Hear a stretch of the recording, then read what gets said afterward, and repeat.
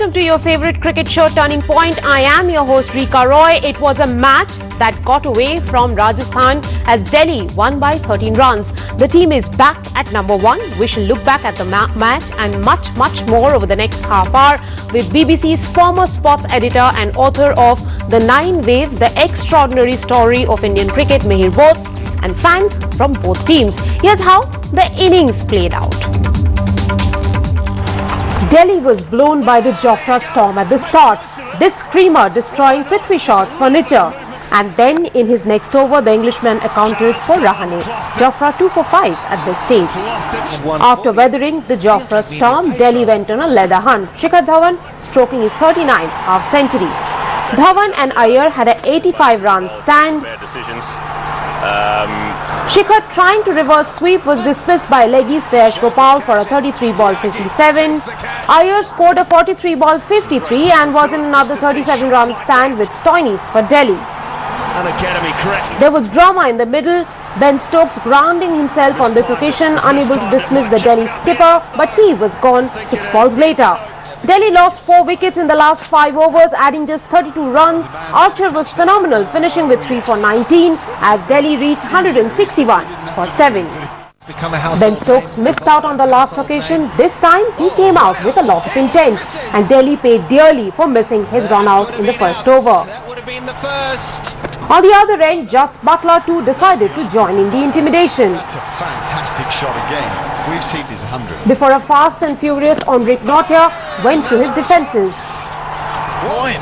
Ashwin then gave Delhi just the wicket they wanted. Smith gone for 1, Rajasthan 40 for 2.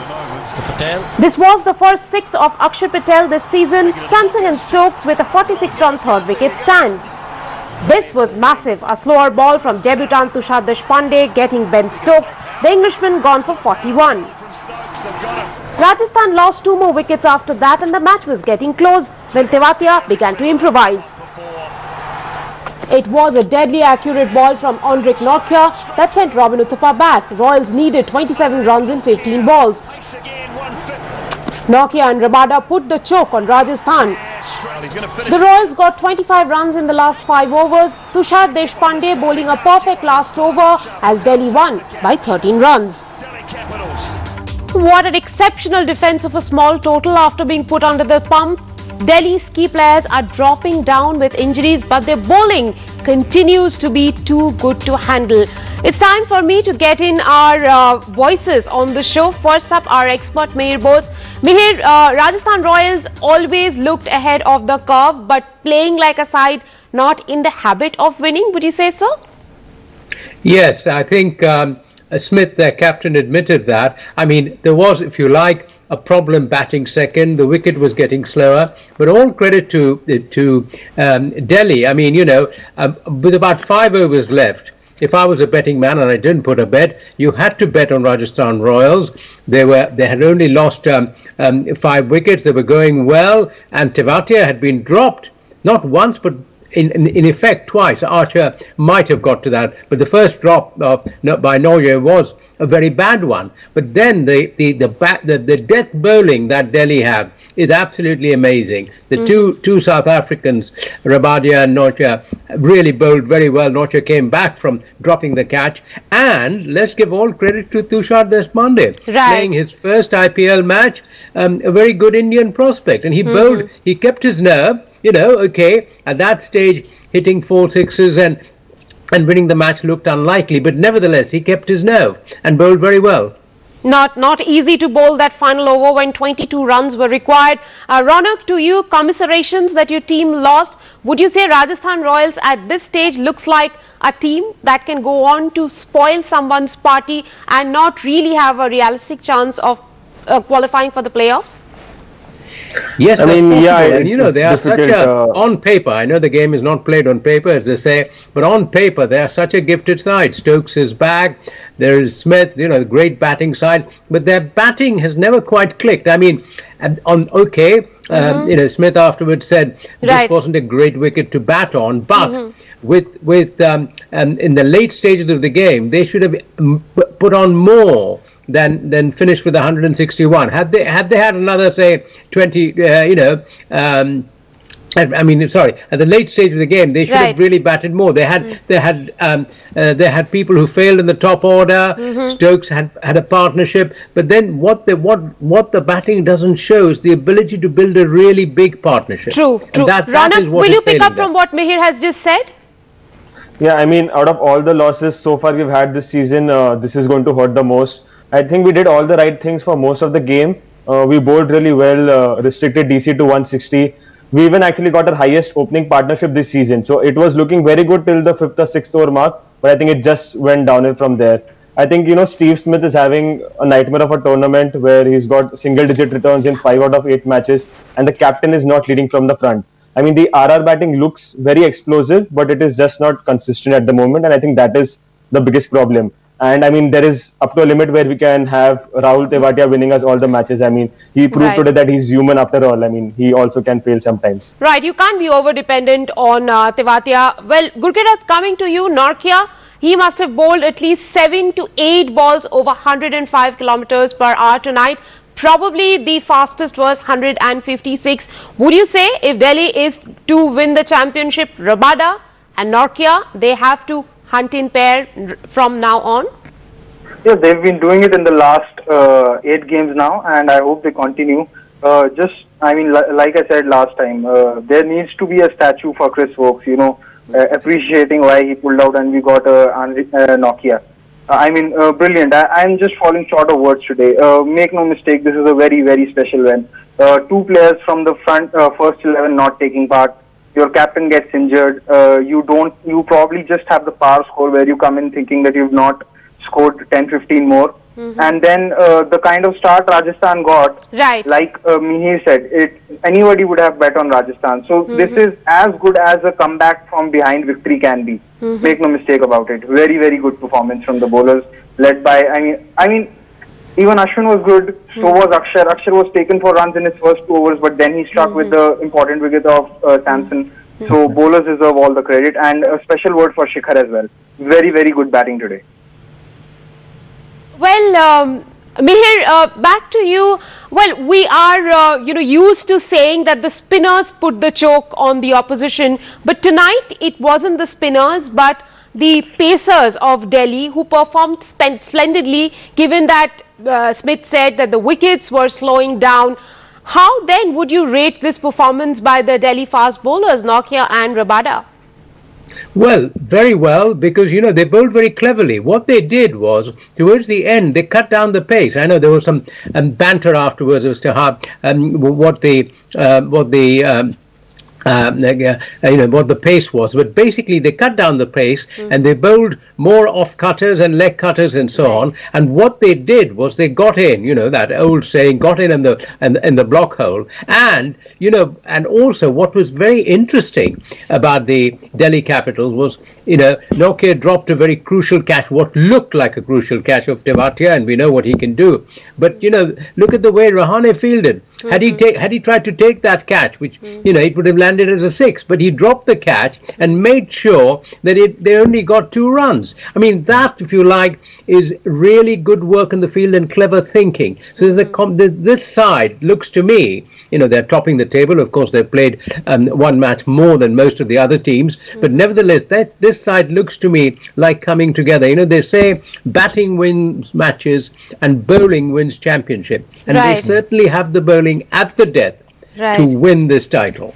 Right, thank you gentlemen for joining me at this hour and analysing that game. But I have to tell our viewers that one man who's not getting the due credit for tonight because his team has lost the match is Jofra Archer of Rajasthan Royals. He was phenomenal. While the other bowlers slowed down the pace, he pumped it up and he got those 3 wickets, 3 Delhi wickets, and he was absolutely brilliant tonight as well. Now, if you have questions for our experts, tweet to us at Cricket Ndtv #TurningPoint. We shall pick the best ones and get you the answers on Turning Point every day. Well, let's go back to the match that just finished. Delhi winning by 13 runs, and let me bring you the scorecard. That's the batting card of Delhi. Shikhar Dhawan top scored with 57 runs. that also got him the Man of the Match award. Shreyash Iyer, the captain, scored 53. Marcus Stoinis contributing 18 and Alex Carey 14 towards the end. Jofra Archer, as we mentioned, he was phenomenal tonight, taking 3 for 19. Jaydev Unadkat picking up 2 wickets. Kartik Tyagi and Shreyash Gopal also picking up 1 wicket each as Delhi scored 161 for 7. Now, when it came to Rajasthan, Stokes applied pressure up in the order. He scored 41. Uthappa 32. Samson contributing 25 of those runs. Butler 22. Andrik Nokia picking up 2 wickets. So did the young fast bowler who debuted today, Deshpande. Both of them picked up 2 wickets each. Ashwin and Rabada, again, they were phenomenal tonight, picking up a wicket each. Now, ever heard of an Englishman do Bihu? Well, IPL teaches them all sorts of things and all things that are Indian. The Assamese boy Rian Parag, who broke into a dance after the Royals won the last game, gave Bihu lessons to Jofra Archer. Well, Jofra picked up 3 for 19 today and was phenomenal in this game. He didn't get much of a credit because his team, Rajasthan Royals, lost to Delhi Capitals by 13 runs. For that, let me get you an interesting stat from this match. Jofra Archer has bowled 20 of the 30 quickest ball in the tournament this year. His slowest of those 20 clocked at 148.61 kilometers per hour. Time for a very tiny break on this show, but don't go away because there's lots more on the other side.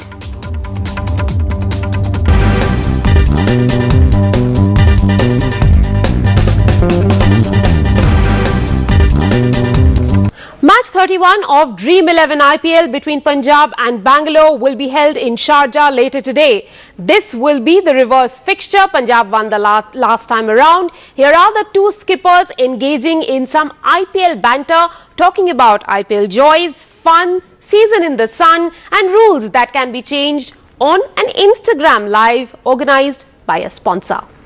My first question to you is, players from across the world have come together for the tournament in Dubai. What have been your challenges to prepare for this tournament? Bro, I think initially I remember talking to you and I was talking to Hardik and a few other guys as well. I was a bit nervous coming into the tournament because, you know, I felt like generally we are so well prepared before any tournament. We get enough net sessions, we've spent enough time on the ground running, and just generally you feel prepared, and just coming into this tournament didn't feel ready or didn't feel like we're prepared enough. So, you know, from fitness point of view, I was scared what if I get injured, because injuries have been a big setback for me in the first 2-3 years when I started playing cricket, and I lost a lot of time from cricket. So that fear was always there. And then the other part is skill, you know. We've played cricket for so long, just having 6 months off, we've never had that time off. So I was a bit worried with all of that, and then captaining the team for the first time also. So, you know, all of these things, there was a lot going on in my head. So I was a little nervous, but yeah, I was looking forward to it. I knew I would enjoy it no matter what. So that was very, very challenging. But yeah, I'm sure you also felt it. But once the tournament started, I think all of that just, you know, left, and you started getting into the groove naturally, and it felt normal. Yeah. The fear was before starting. Yeah. A bit of I think before the tournament started, there was a lot of self-doubt, lot of things going on in the head and in the mind. But I think once the games started, then it slowly, you know, you started getting back into things, and it was good. That was good. Yeah, that's great in a way. The sport pulls you in, and then you forget all your fears and all your hesitations, which is quite cool. You spoke about captaincy. So my next question is based on that. You guys have played well and you've had some close games. As a captain, how do you prepare for the next one, and what do you tell the boys? What's your communication with the boys like? What is the message? Yeah, see, I think since it's my first time doing this, whatever I know about captaining is from what from the guys I've played under, from playing under you, playing under my bhai, and whatever I've seen, and how you guys pull the team together, and how you guys motivate, or how you try to run the team, is what I've learned, and I've tried to do pretty much the same thing, and I've tried to stay as balanced as I can in victory and in loss. And I think it's important. What I've learned in the first 7 games is that winning and losing is part of the game, but it's important as a leader to just make sure that everybody is still having fun, and everybody knows what they're doing right, and also knows what are the things that we need to improve on. So yeah, it's been good learning for me. I think I'm growing with leadership also. It helps individually grow a lot more faster, and it's been quite a learning, quite a roller coaster so far, but it's just taking it as it comes, and trying to keep the guys in a good state of mind where anything can happen. And we know I always keep telling the team, our 2016 year with RCB, we were in a pretty similar position. We had to win all games, so weird things and funny things have happened in the game. So you just need to keep believing in that, and keep telling your players also to believe that things can turn around anytime.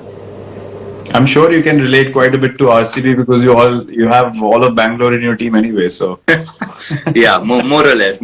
So I mean, I just had to put it out in the meeting, and everybody. I mean, you look around, it's the same team that was there in 2016. So they know what we had to do to come back. So hopefully, I mean, we can repeat the same thing here. True. Starting tomorrow. Starting tomorrow. We'll see. Hopefully we can start that. We'll see. Show me the first few strands of grey tomorrow at the toss. I mean, I know I was going to bring it up in the chat anyways. You'd warned me about grey hair, but so far I've been okay. Yeah. So if you had a chance, what is that one rule you would like to change in the T20 format to your advantage? You go first, then I'll mention something after. I think to start off, I would ask IPL to ban you and AB for next game. Once you've achieved like certain numbers, certain amount of runs, I think the people should say just enough. Okay, once you've got 5,000 runs in IPL, okay, bus. Now you guys let the other guys do the work. But I think one rule that I can think of is, as a batter, I think if someone hits a 6 over 100 meters, it should be given more runs. I feel. I don't know. If it was up to me, ask your bowlers first. No, that's why I said as a batter, I would want that. But yeah. Otherwise, I'll ask them to. So the question also has a part which asks me to suggest what rule I would like to change. So I'm going to speak as a captain, because if I speak as a batsman and I say yes to what you said, then the bowlers are going to start giving me looks in the change room. Yeah. So I'm going to say, as a captain, I would like to have the ability to review a wide, which could be a wrong call. Or a waist high full toss, which could be a wrong call, because we've seen historically how big these small things can be in such a high profile tournament such as IPL and in general T20 cricket, because it's so fast paced and you can miss small margins. And I think we've all seen that is a big factor, and I'm sure you guys have discussed it. We have discussed it internally. It should very true. I think if that rule comes in, it's very good. Like, you give teams 2 reviews and say you can use it for whatever you want. That would be fair. If you lose the game by a run and you are not able to review that wide, it could make a massive difference if someone campaign. So like for us, the first game started off with that. So exactly. So we had a similar experience last year in our first game. Exactly. So margins do matter. I think people don't look at it that way, but they do matter for sure. Well, here are the IPL headlines at this hour.